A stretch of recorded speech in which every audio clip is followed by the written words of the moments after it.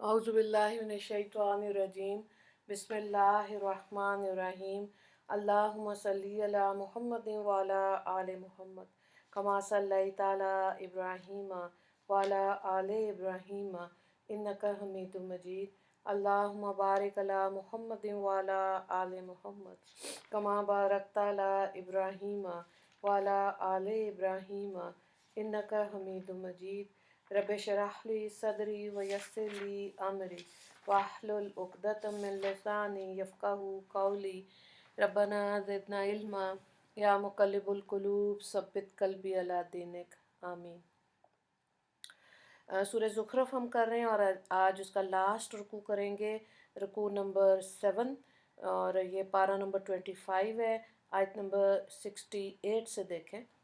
या इबादी ला खौफ़ुन अलैकुमुल यौमा वला अंतुम तहज़नून अल्लज़ीना आमनू बि आयातिना व कानू मुस्लिमीन उदखुलुल जन्नता अंतुम व अज़वाजुकुम तुहबरून युताफ़ु अलैहिम बिस्सिहाफ़िम मिन ज़हबिन व अकवाबिन व फ़ीहा मा तश्तहीहिल अनफुसु वला तलज़्ज़ुल आयुनु व अंतुम फ़ीहा खालिदून व तिलकल जन्नतुल्लती उरिस्तमुहा बिमा कुंतुम तामलून लकुम फ़ीहा फ़ाकिहतुन कसीरतुम मिन्हा ताकुलून। तर्जुमे को देखिए। और मोमिनीन को अल्लाह ताला की तरफ से निदा होगी कि ए मेरे बंदो, तुम पर आज कोई खौफ नहीं और ना तुम गमगीन होगे। यानी वो बंदे जो हमारी आयतों पर ईमान लाए थे और फर्माबरदार थे, और तुम और तुम्हारी बीवियां खुश बखुश जन्नत में दाखिल हो जाओ। इनके पास सोने की रकाबियाँ और ग्लास लाए जाएंगे और वहाँ वो चीज़ें मिलेंगी जिनको जी चाहेगा और जिनसे आँखों को लज्जत होगी, और तुम यहाँ हमेशा रहोगे। और ये वो जन्नत है जिसके तुम मालिक बना दिए गए हो। अपने अमाल के एवज़ में तुम्हारे लिए इसमें बहुत से मेवे हैं जिनमें से खा रहे हो। तो यहाँ पे देखें, अल्लाह अपने बंदों को बिशारत सुना रहा है कि इनकी दो सफ़ात बयान की गई। एक अल्लज़ीना आमनु बि आयातिना, जो दुनिया में हमारी आयतों पर ईमान लाए थे, जो हमारी बातों पर यकीन रखते थे। और दूसरी सिफ्त फरमाई वकान मुस्लिमीना, और वो इल्मन और अमलन फर्मा बरदार थे, हुक्म बरदार थे। यहीं से ईमान और इस्लाम का फ़र्क भी मालूम हुआ कि ईमान और इस्लाम दो अलग-अलग चीज़ें हैं। फ़लाह निजात आखिरत के लिए जैसा ईमान ज़रूरी है, ऐसा ही इस्लाम भी ज़रूरी है। दोनों के मजमूए ही पर बशारत सुनाई जाएगी। अल्लाह ताला हमें इस दुनिया में ईमान सादिक के साथ इस्लाम कामिल भी नसीब फरमाए, आमीन। तो यहाँ ये समझ लेना चाहिए कि आलिम आखिरत की जिन हकीकतों पर ईमान लाना एक मोमिन के लिए ज़रूरी है, और जिन पर ईमान लाए बगैर कोई मोमिन मुस्लिम नहीं हो सकता, इन्हीं में से जन्नत और जहन्नुम भी है। और यही दोनों मुकाम इंसानों का आखिरी और फिर अबदी ठिकाना है। तो अल्लाह वक्त से पहले ही, इस दुनिया से जाने से पहले ही हमें उसकी तैयारी की तौफीक अता फरमा दे, आमीन। अगली आयत को देखें, आयत नंबर 74 से 80 तक।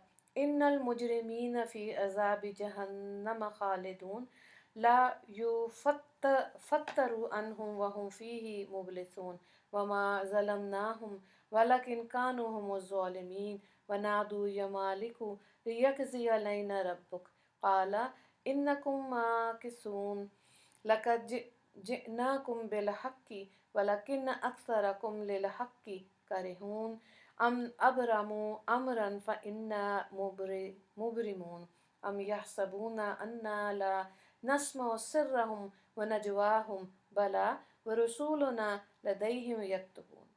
बेशक नाफरमान यानी काफिर लोग अज़ाब जहन्नुम में हमेशा रहेंगे। वो अज़ाब इनसे हल्का नहीं किया जाएगा और वो इसी में मायूस पड़े रहेंगे। और हमने इन पर जुल्म नहीं किया, लेकिन ये खुद ही जालिम थे। और पुकारेंगे, ए हमारे मालिक परवरदिगार, हमको मौत देकर हमारा काम ही तमाम कर दीजिए। वो फरिश्ता जवाब देगा कि तुम हमेशा इसी हाल में रहोगे। हमने सच्चा दीन तुम्हारे पास भेजा, लेकिन तुम्हें अक्सर आदमी सच्चे दीन से नफरत कर रखते थे। हाँ, क्या उन्होंने कोई इंतज़ाम दुरुस्त किया? सो हमने भी एक इंतज़ाम दुरुस्त किया है। हाँ, क्या ان لوگوں کا یہ خیال ہے کہ ہم ان کی چپ کی باتوں کو اور ان کے مشوروں کو نہیں سنتے؟ ہم ضرور سنتے ہیں، اور ہمارے فرشتے ان کے پاس ہیں، وہ بھی لکھتے ہیں۔ تو ان آیات میں بد کردار کافروں مجرموں کی سزا کا حال بیان کیا جا رہا ہے، بتایا جا رہا ہے کہ کفار مجرمین جہنم میں جائیں گے اور اسی میں ہمیشہ پڑے رہیں گے، اور ان پر سے عذاب جہنم ذرا بھی نہیں ہٹایا جائے گا، نہ کم کیا جائے گا، اور وہ اسی عذاب میں مایوس پڑے رہیں گے اور نا امید ہو جائیں گے۔ اب یہاں سے نکلنے کی کوئی سبیل نہیں۔ یہاں آیت میں لفظ مجرمین کا آیا، جن سے مراد مشرک کافر ہیں، کیونکہ دوسری آیات بکثرت احادیث اس کی دلالت کر رہی ہیں کہ عاصی اور گناہ گار مومن اگر بغیر توبہ کے بھی مر جائیں اور ان کے گناہوں کی مغفرت بھی نہ ہو، تب بھی وہ گناہوں کی سزا پانے کے بعد کبھی نہ کبھی جنت میں چلے ہی جائیں گے۔ اچھا جی، اب آیت نمبر 81 سے لے کے 89 تک کو دیکھیں۔ کل ان کان للرحمن ولد فانا اول العابدین سبحان رب السماوات والارض رب العرش عما یصفون فذرهم یخوضوا ویلعبوا حتی یلاقوا یومهم الذی یوعدون وهو الذی فی السماء الہ وفی الارض الہ وهو الحکیم العلیم وتبارک الذی لہ ملک السماوات والارض وما بینہما وعندہ علم الساعۃ والیہ ترجعون ولا یملک الذین یدعون من دونہ شفاعۃ الا من شہد بالحق وہم یعلمون ولئن سألتہم من خلقهم لیقولن اللہ فأنی یؤفکون وقیلہ یا ربی ان ہؤلاء قوم لا یؤمنون فاصفح عنہم وقل سلام فسوف یعلمون۔ آپ کہیے اگر خدائے رحمان کی اولاد ہو تو سب سے اول اس کی عبادت کرنے والا میں ہوں۔ آسمان و زمین کا مالک جو کہ عرش کا بھی مالک ہے ان باتوں سے پاک ہے جو مشرک لوگ بیان کرتے ہیں، تو آپ ان کو اسی تفریح میں رہنے دیجئے یہاں تک کہ ان کو اپنے اس دن سے سابقہ واقعہ ہو جس کا ان سے وعدہ کیا جاتا ہے، اور وہی ذات ہے جو آسمان میں بھی قابل عبادت ہے اور زمین میں بھی قابل عبادت، اور وہی بڑی حکمت والا، بڑے علم والا ہے، اور وہ ذات بڑی عالی شان ہے جس کے لیے آسمان اور زمین کی اور جو مخلوق اس کے درمیان میں اس کی سلطنت ثابت ہو، اور اس کو قیامت کی بھی خبر ہو، اور تم سب اسی کے پاس لوٹ کر جاؤ گے، اور اللہ کے سوا جن معبودوں کو یہ لوگ پکارتے ہیں وہ سفارش تک کا اختیار نہیں رکھتے۔ ہاں، جن لوگوں نے حق بات کا اقرار کیا تھا اور وہ تصدیق بھی کیا کرتے تھے، اگر آپ ان سے پوچھیں کہ ان کو کس نے پیدا کیا تو یہی کہیں گے اللہ نے، سو یہ لوگ کدھر الٹے جاتے ہیں۔ اور اس کو رسول کے اس کہنے کی بھی خبر ہے کہ اے میرے رب، یہ ایسے لوگ ہیں کہ ایمان نہیں لاتے، تو آپ ان سے بے رخی اختیار کیجئے اور یوں کہہ دیجئے کہ تم کو سلام کرتا ہوں، اور سو ان کو بھی معلوم ہو جائے گا۔ یہاں پہ دیکھیں، پہلی بات تو ان کفار و مشرکین کے ظلم کی یہ تھی کہ اللہ نے سچا دین ان کے پاس پہنچایا، لیکن اکثر کفار اس سچے دین سے نفرت ہی کی انہوں نے۔ کفار کے دوسرے مظالم یہ تھے کہ وہ اللہ کے سچے رسول اور اس کے سچے دین کے نقصان کے لیے خفیہ تدبیریں اور مشورہ کرتے تھے، جس پر انہیں تنبیہ کی گئی تھی کہ اللہ کو ان کی خفیہ تدبیریں اور مشوروں کا سب علم ہے، اور اس کے فرشتے ان کے یہ سب اعمال افعال لکھتے جا رہے ہیں جن کا حال انہی قیامت میں سب کھل جائے گا۔ اور اسی مشرکین میں کفار مشرکین کا ایک اور ظلم ان آیات میں بیان کر کے اس کا رد فرمایا گیا۔ بتایا جاتا ہے کہ اس سے بڑا ظلم کیا ہوگا کہ ان کفار مشرکین نے اللہ کے لیے نعوذ باللہ بیٹے اور بیٹیاں تجویز کر دیں۔ تو یہ غلط عقیدے پہ ظاہر ہے یہ لوگ آخرت میں خسارے کے حقدار ہوں گے۔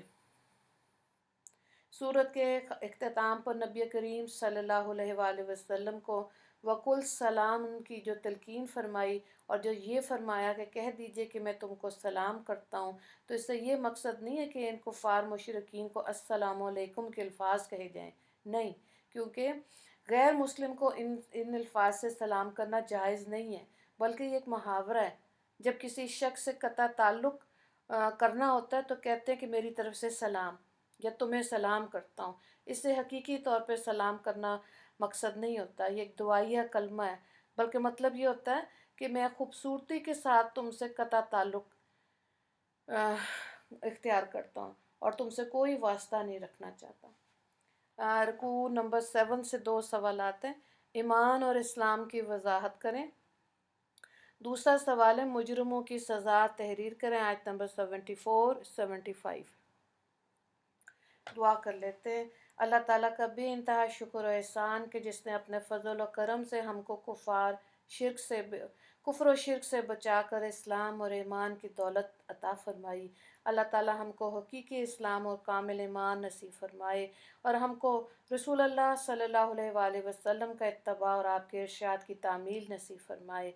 अल्लाह ताला हमको कुरानी और इस्लामी हुकूमत नसीब फ़रमाए और इसकी बरक़ात से दीन और दुनिया दोनों जहान में माला माल फरमाए।